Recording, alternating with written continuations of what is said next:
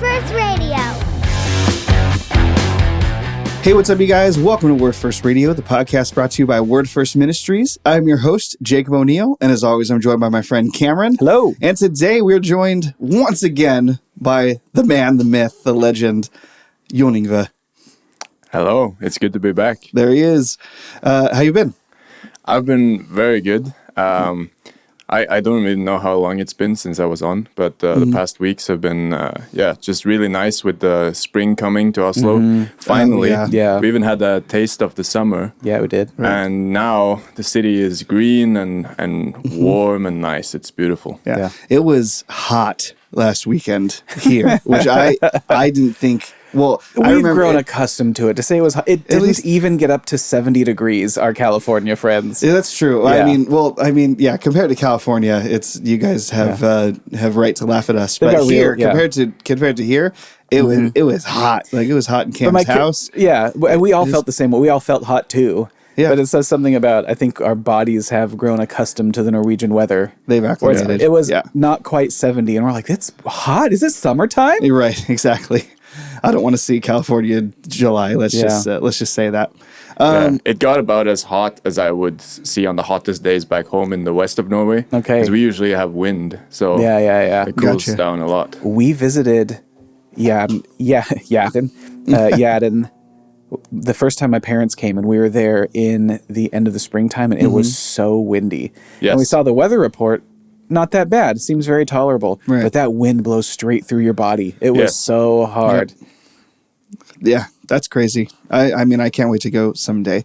But you at home, you're not listening to this to hear us chat about the weather. You're here to listen to That's another way we become Norwegian. That's right. So today, Jon, we wanted to have you on because last week we went out evangelizing on Saturday. So one of the things that we've talked about briefly on the podcast, but would love to share more details about it now, is that every single week, Word First on Saturday afternoons does something evangelism related. And so that either looks of like one of two things. It either looks like training or going out and evangelizing and talking to people in our community. And last Saturday, we went out evangelizing. John Ingve and I actually went out evangelizing and talked to people.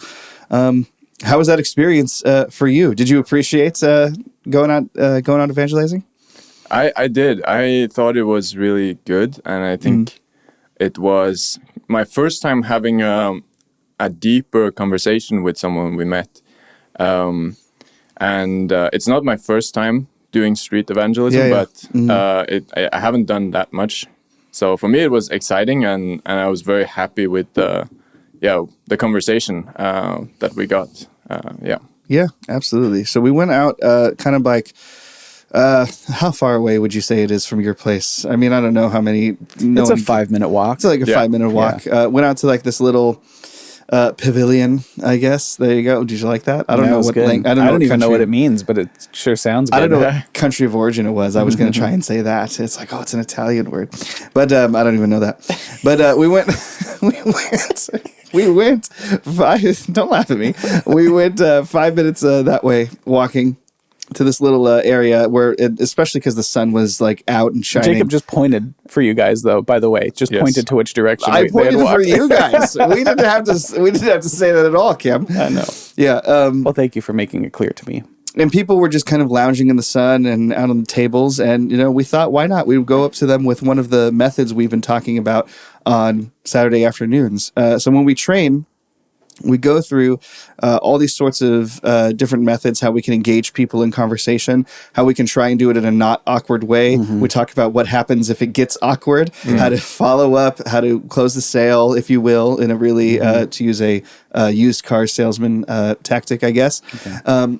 But how do you, evangelize with this method? We used a method called Message to the World. Yeah. And Cam probably does a better job at explaining what it is than I think me or John Ingve could. I feel like I'm about to be put on the hook. Cam, how about you tell us, what is Message to the World? What is this method? Yeah, so evangelism is an inherently awkward thing. Right.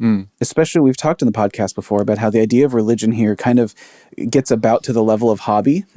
So it's almost, it feels like you're walking up to strangers and trying to get them to join your club that they just couldn't be less interested in. Right. Yeah. But from our perspective, it's more like a rescue mission, right? It's something analogous to all of these people are drowning and we're trying to swim them over life vests or something. And it's really important. But they feel like they're being approached to join a club. So the idea is, how do we bridge that gap? It's important to do. We want people to know the truth. We want them to know the Christian worldview. We want to be honest about it.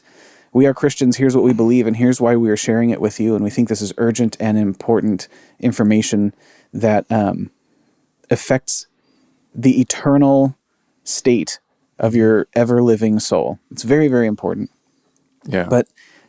And you can't look at an individual alone either. So every convert to Christianity will affect the lives of countless other people. Right. Right. That's an excellent point. So we recognize it's inherently awkward, but at the same time, super urgent and necessary, right? If I don't know, we had the cure for some terrible disease, and you could cure people just by spraying them with it. It's like, okay, well, let's take a hose to the beach, right? Sure. Exactly. We have to share this, but other people just feel like they're getting soaked. So recognizing that it's an inherently awkward thing to do, especially with people that you don't have a relationship with, which is why we do missional community. Nevertheless, how do we witness? How do we bear witness of the gospel to strangers? And one of those methods is message to the world. We learned that in Hope for Oslo. Hope for Oslo had a lot of good methods and techniques to share. Yeah. And this was one of them. So the idea mainly is we want to engage people in their values. What is important to you and why? Like, what's at the foundation of why you live the way you do, or how you make decisions, how you get around in the world.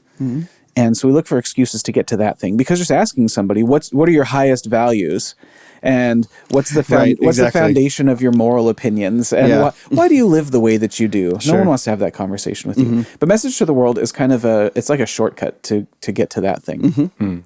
And so we ask people, we take a board. Sometimes it's a whiteboard, sometimes it's a chalkboard, sometimes it's just a long piece of paper, something for people to write on. And we hand them a writing implement. We say, what's your message to the world? Like, if you had, what's the most important thing you know? What would you tell the world that you want them to hear and understand? And people start writing down their values. Sometimes they're, sometimes they don't take it seriously, but that even then turns out to be a pretty good shortcut to a conversation that can get serious. Right. Yeah.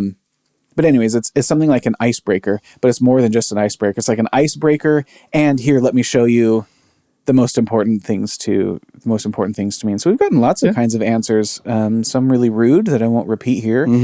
Occasionally there's a Christian who says something about prayer or Jesus, and that's really wonderful, because we get to sort of run into other people in the Christian community. And other times people just write, well, be kind to each other. Okay. That starts a good conversation about kindness and goodness. Yeah.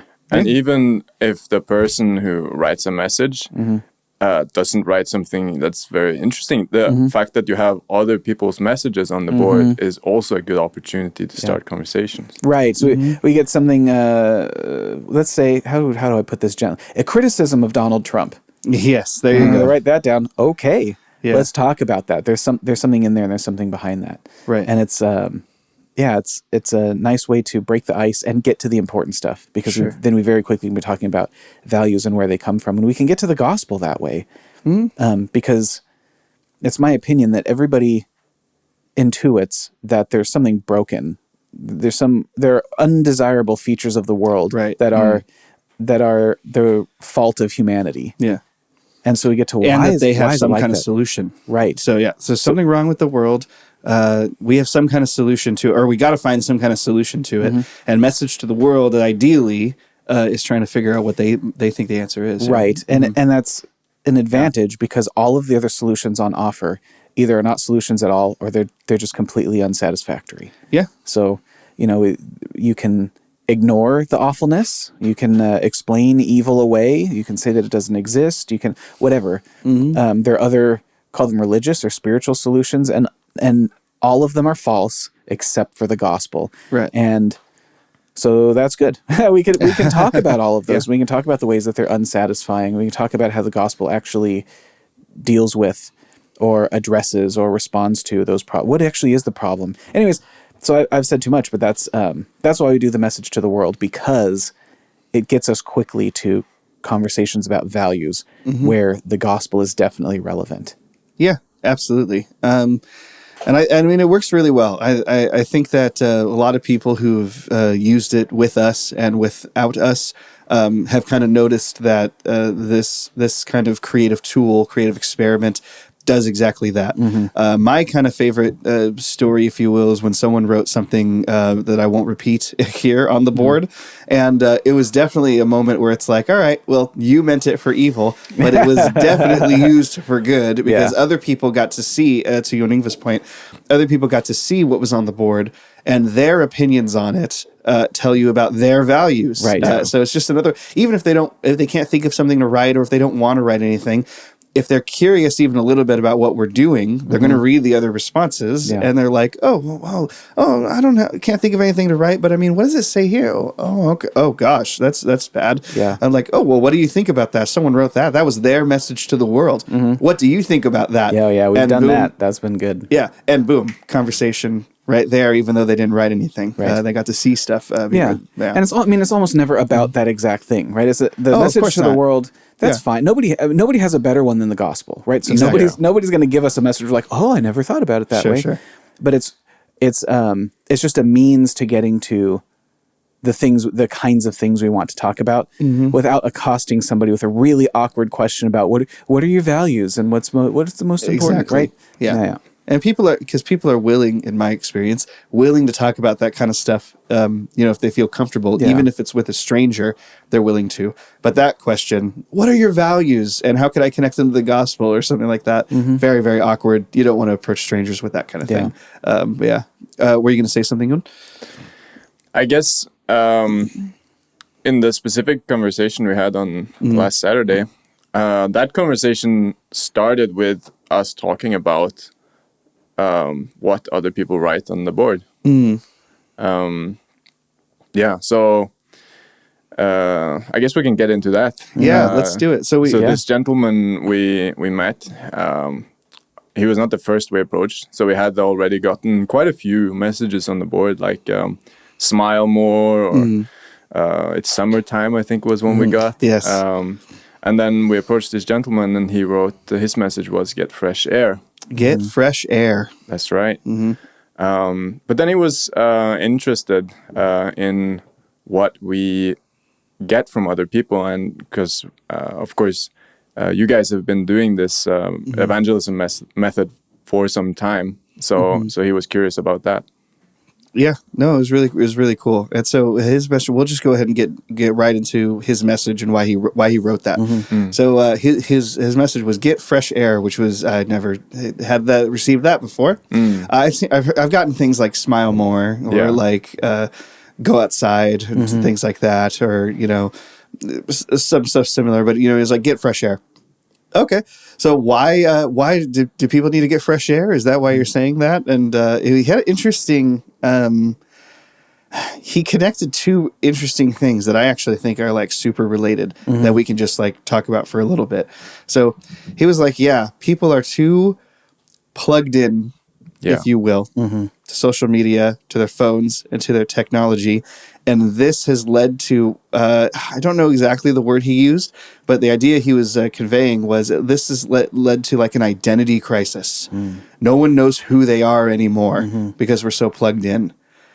I thought that was... From all the things we see of other people on social media, it also makes us want to chase after kind of a renewal of our own identity or a new expression of our identity based on what we're influenced by. Yeah, exactly. Go and find your identity somewhere else. Go find like the next like fast fashion, the next iPhone. Yeah, fashion was one thing you brought up. Follow the new like just trends that are going on. Like you got to go. We've lost kind of our own identity because we're plugged in, and yet we're still trying to use that as like the solution to the problem. Basically, we're trying to go find our identity somewhere else. Yeah, interesting. I was not expecting that kind of stuff from Get Fresh Air. Cam, what are you pondering over by there? I don't know if it's anything. My old rusty gears are just turning. Sure. Thinking about how, especially during Corona time, people struggled for identity, and how you can see in certain ways, like because so much of our interaction was mediated through technological means. You can see how so much of our identity, or who we are, who we present ourselves as, got like highly concentrated and turned way up and became sort of like nuclear and glowing. But realize also that's a curated version of who we are. And it's what we choose to share and how we choose to share it and with whom. And so we get to, it's like, I wonder if other people in the course of humanity have had the opportunity to sort of tailor and script and design their identities the way that we have. And it's interesting that, because I think the conception is usually we try and discover who we are. Who am I? And am I satisfied with it? And what are the inputs that are producing this thing? And what inputs do I need to change in order to affect the outputs to become the man or woman that I want to be, etc. So just ideas around that. But during the time we've become more isolated, we failed to go and get fresh air. Who I am, I have more of an opportunity to describe and assert, and then pretend to be in the dose that just I see. Like I can choose what to post online, and I can pour over that for as long as I want. I can edit and revise and edit and revise. And then I can even edit it after I've posted it, or delete it and try again. Or I can run like focus tests, throw it out into the world and see how people respond. And do I like that? And there's a sense in which I'm like building an avatar of myself or something. Anyways, so those are the things I'm thinking of, and how that's maybe led us to sort of extremify or to turn up the volume and the sharpness or whatever on who we actually are. But we still have the same process of sort of discovering who we are and what are my inputs and outputs. And so maybe get fresh air. I mean, there's something about being an old guy complaining about social media, right? Which exactly. I definitely don't mean to do. I was just talking with one of our mutual friends this morning about the benefits and blessings of social media, and how, like, one of my very first friends in my whole life that I ever made when I was a little boy, he and I are still connected on social media, and that's just beautiful. That's what a wonderful blessing that is. But we can see some of the risks that come with it, and if my identity can be sort of digitized, no, that's not fair. Digitized is where I can make a digital copy of it, but if it can be mediated through through these common digital tools, I think it makes problems for us knowing who we are, knowing the identities of everyone else, and then sorting through what's fact and what's fiction and what's made up and what have I made up about myself. It can make things confusing. Yeah, and in a way that like us talking together, or getting coffee, or like crying together, or sharing victories and celebrations together, and like living life together. You can't curate that. Yeah. If I say something and I'm just being a jerk, like I don't get to revise it and edit it. I can ask you to forgive me, and we can talk about that. Yeah. But I can't edit it. I can't revise it, or I can't have my big internet muscles and tell you're the jerk. And if you don't like it, unfollow me. Yeah. I think the language I would use is because I'm like really tempted to like make this whole episode about Till We Have Faces, the C.S. Lewis book, because that deals with issues of identity. And so the language I would use, borrowing from that book, is this issue of veiling.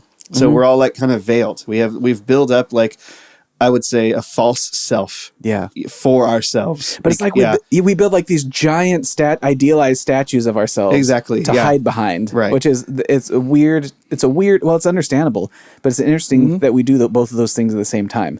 I don't go and hide. What I do is I I build a deified version of myself Sure. for everyone to see. Right. Yeah. But then I'm not that guy. Right. But that, in a sense, I'm sure you would agree, that in a sense is hiding. Yeah, of course. Right. So you give that idealized, that deified, idealized statue of yourself. And you're like, it's perfectly chiseled, and its jawline could kill 1,000 Philistines, and it's like it's this false self. Yeah. That's not who you really are. Right. But you hide behind an ideal, like not just idealized, but like turned up to 11 version of the stuff you. Yeah.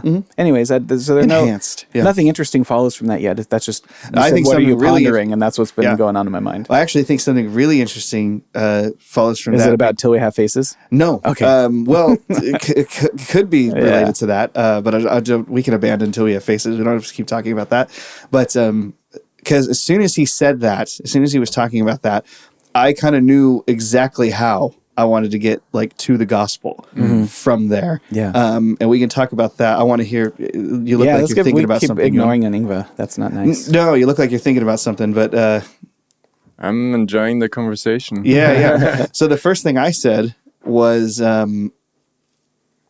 I echoed agreement with him that, we're kind of like all plugged in. Yeah. We're constantly filling ourselves with noise. We're constantly putting like a false image of ourselves out there and trying to keep up with this false image. That is exhausting, as someone named Oral experiences Until We Have Faces. That it's exhausting to keep up a false image of yourself. But the language I used was, we are so uncomfortable with silence and being with ourselves. Yes. Just being plain with ourselves, not plugged in, not entertained, not trying to, oh gosh, what's the word? Not trying to experience the next high, right? If you will. It could be from anything. It could be from drugs. Chasing dopamine. Yeah, chasing dopamine. When we're not doing all that and we're just left by ourselves alone with who we are, my response to him was, I feel like a lot of people don't like who they're with when they're alone. Yeah. I think you guys know where I'm getting with that. But that was my like turn, if you will. I think a lot of people don't like who they're with when they're alone. And then we played Man in the Mirror by Michael Jackson. Right. Yeah, exactly. And so and I can talk a little bit about that, and we can kind of explain what I mean by that, because I think you guys get it enough. But I think a lot of people struggle with not only an identity crisis, but a shame crisis, if you will. I think people kind of realize they're never. When they build up this idealized, enhanced, maximized, like dialed up to 11 version of who they want to be, everybody wants to be like the funniest person, the best friend ever, the perfect husband, the perfect wife. And then when you're alone with yourself, you realize you're not that person. Yeah.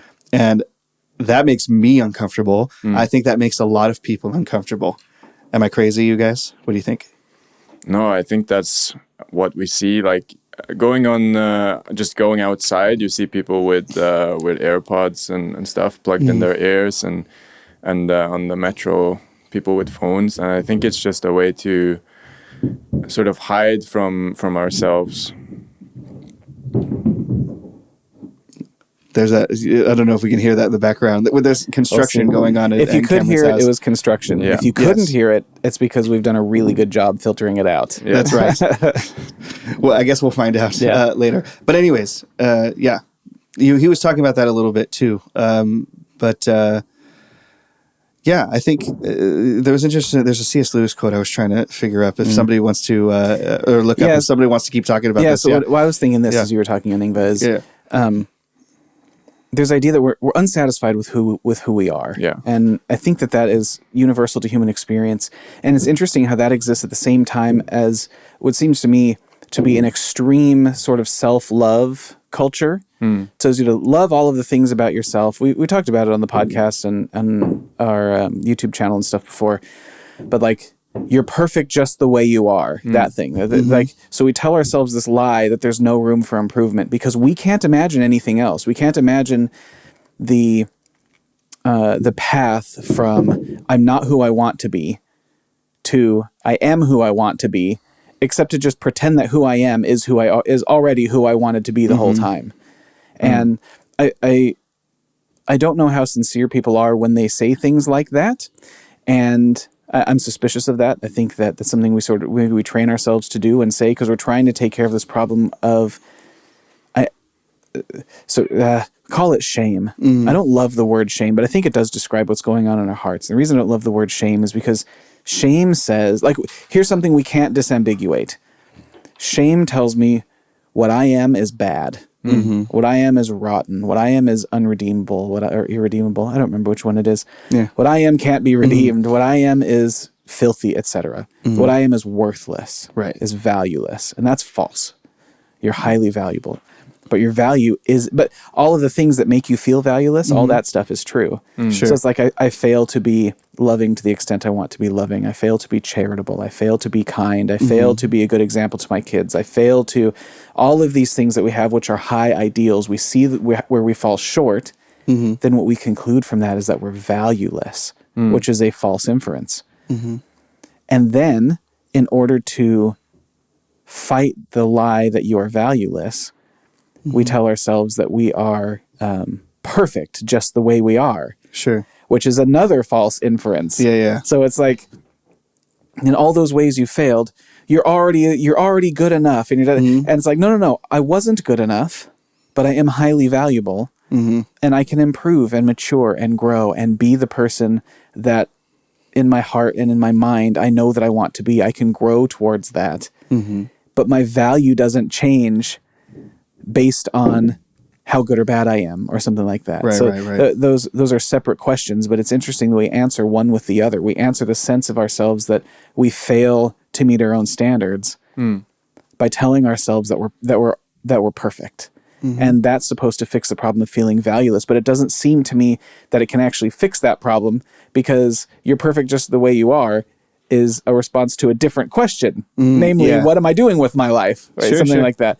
And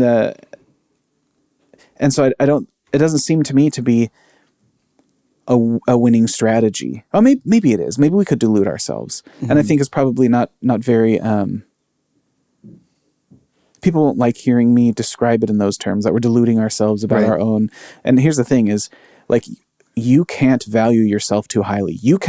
A person cannot value himself or herself as highly as God has already valued you. So you can only underestimate your value. You can only underestimate it. You cannot overestimate your value.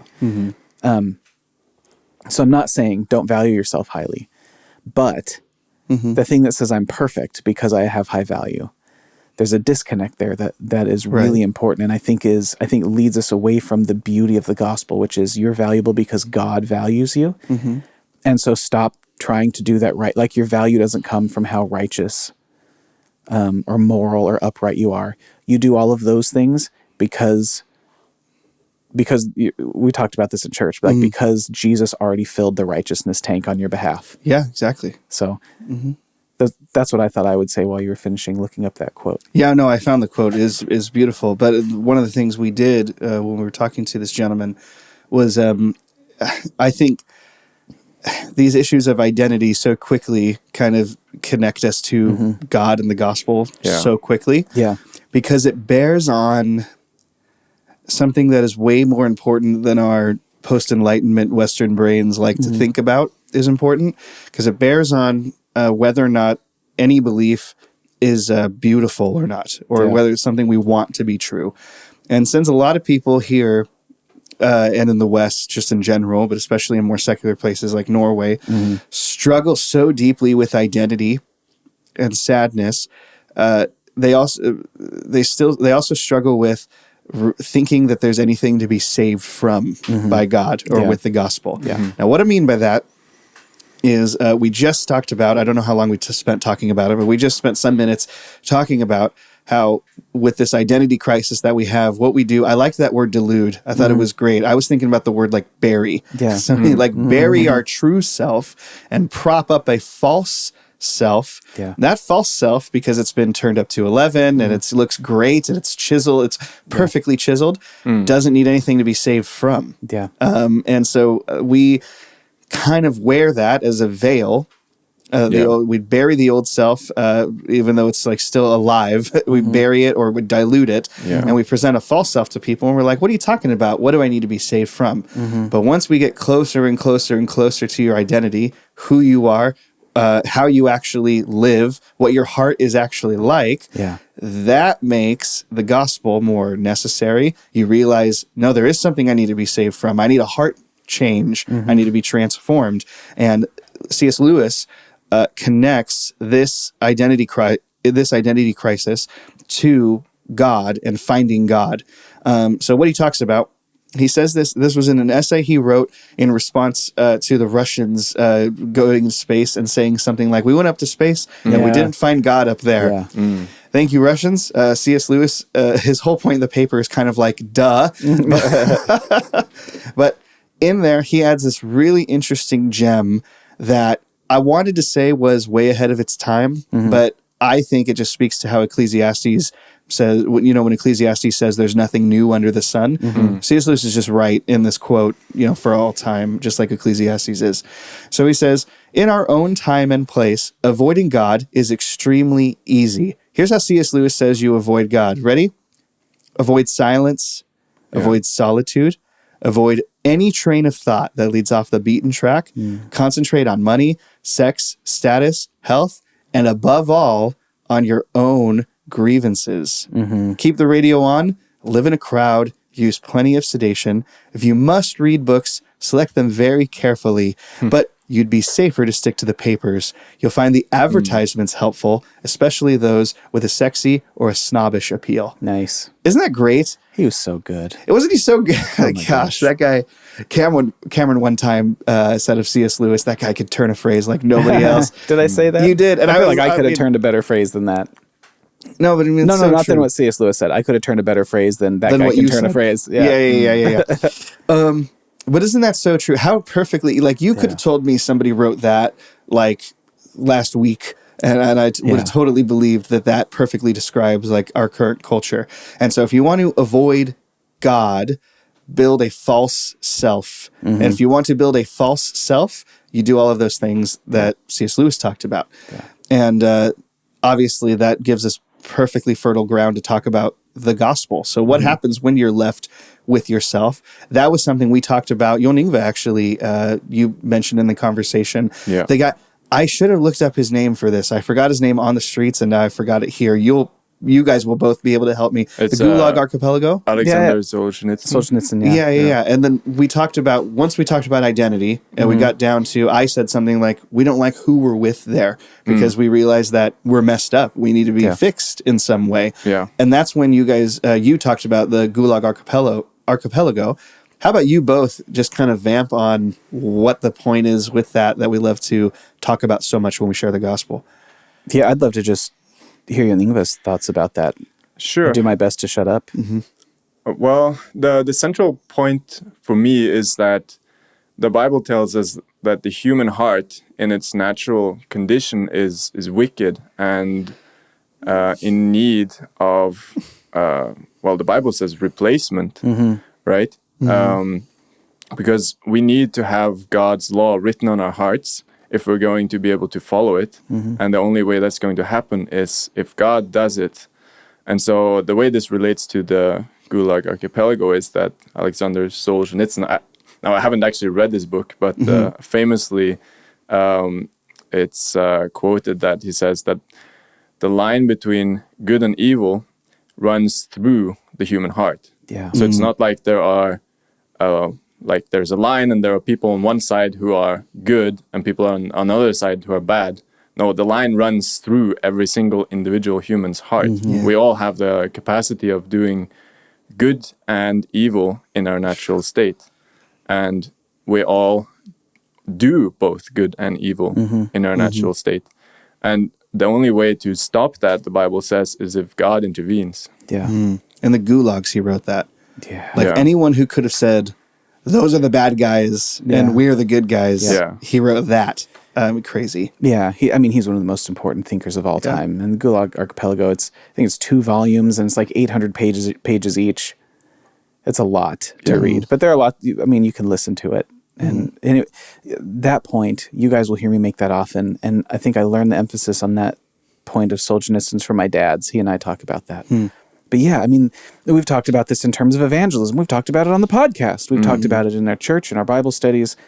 But it's like there's just this superstition that humanity is laboring under, that there are good guys and bad guys. And no one ever sees themselves as the bad guy. Right. They're like, the bad guys are over there, and we just need to, like, the rules need to apply to them. Yeah. We need to vote for the right people. We need to have the right rules. We need someone with power to make the bad people behave. And we tend always to look outward. And this idea that if we could just find, round up, punish, send to the moon the bad guys, send them all to Australia so we can just live in peace. Yeah, right? exactly. If we could just get rid of the bad guys and the good guys could live together, then we'd be doing so much better. And the reason we think this is because we don't realize that it's not just who you are, like in your external actions that make you good or bad.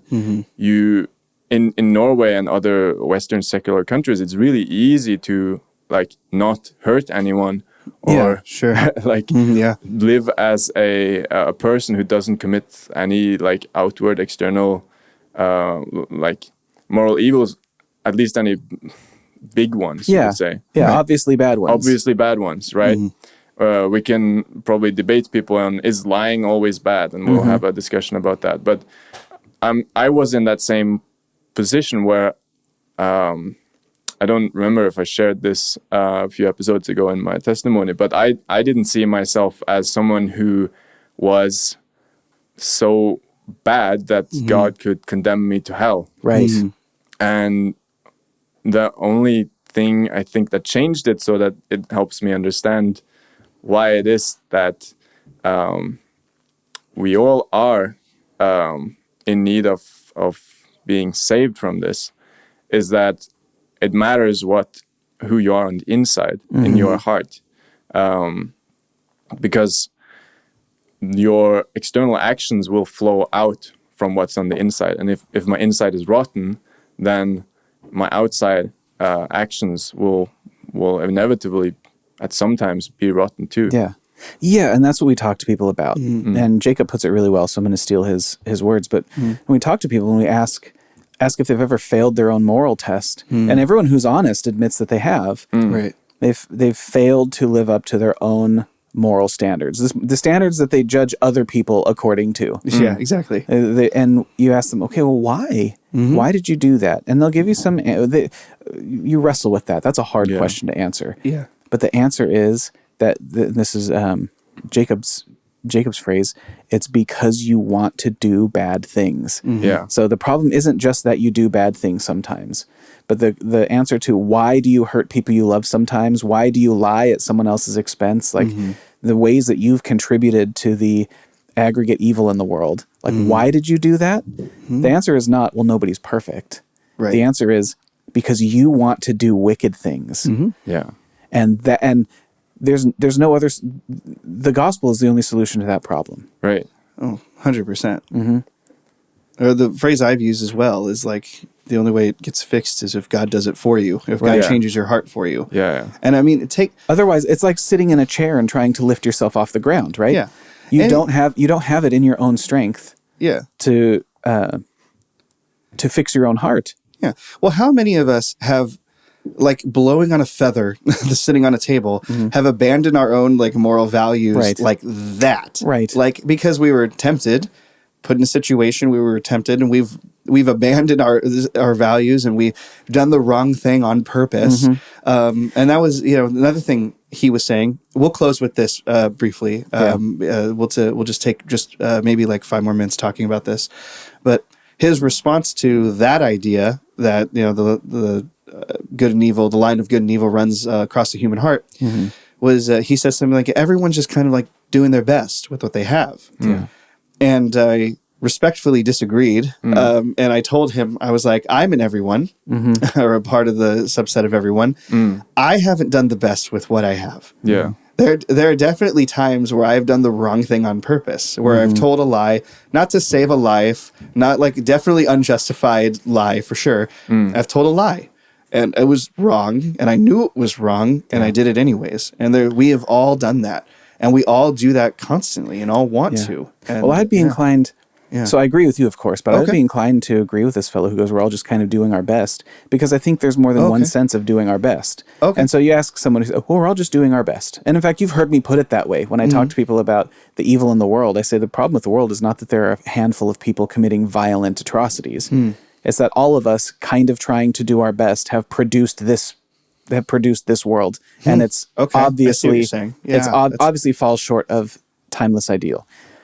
So what I would say is, and again, I'm not disagreeing with you. I just think there's another sense of doing our best, and our best just isn't good enough. Right. Our best is informed by our heart that wants to do evil things. Yeah.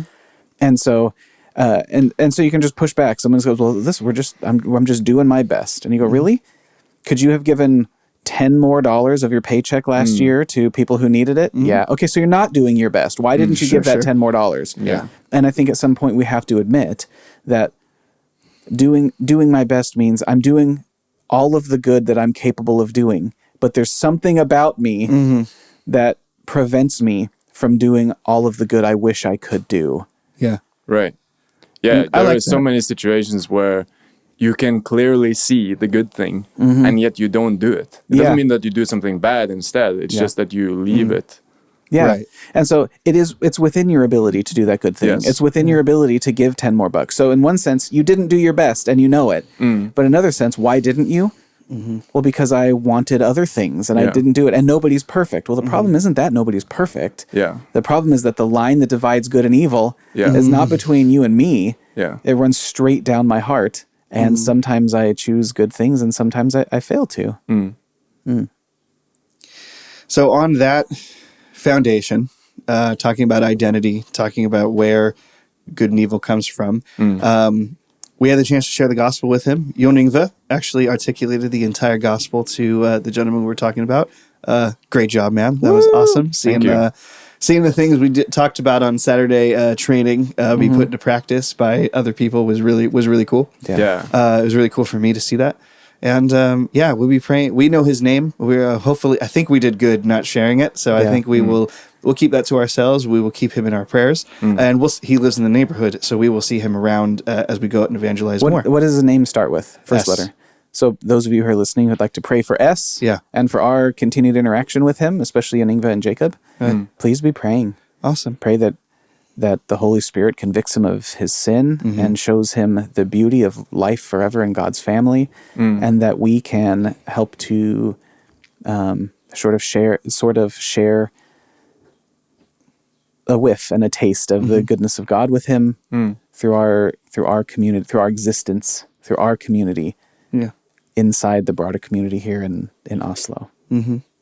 Amen. Please join us in praying for that. And well, thank you guys for today. Thank you guys for this episode. John Ingve, thank you for joining us again. Yeah, my pleasure. It was a lot of fun. And you listening, we'll see you again next week. God bless. Thank you for listening to Word First Radio. Be sure to like, subscribe, and check us out online at wordfirst.us. Yeah!